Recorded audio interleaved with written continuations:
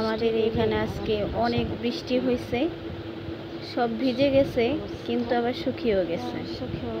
বৃষ্টি হওয়াতে একটু ঠান্ডা হয়েছে সব কিছু। খুবই গরম পড়েছিল। আমার মেয়ে খেলা করতেছে, বাইরে বালুগুলো সবগুলো ভিজে গেছে। আমাদের মুরগি বাসার নিচে, আমি বাইরে যাচ্ছি। বাইরের আশপাশটাও খুবই সুন্দর। আমার মেয়ের হাই বলতেছে, ওইখানে বাচ্চারা খেলতেছে। এটা আমাদের বাসার পাশে। একটু সন্ধে হলে একটু আমার মেয়ে কতক্ষণ আগে মাদ্রাসা থেকে এসেছে, এখন আবার খেলা করতেছে। আমি আমার ছোট মেয়েকে খুঁজতেছি, এখন পেয়ে গেলাম। সে খেলতে গেছিল, আবার এখন চলে আসছে। খুব ভয় পেয়েছে আমাকে যদি আমি মারি।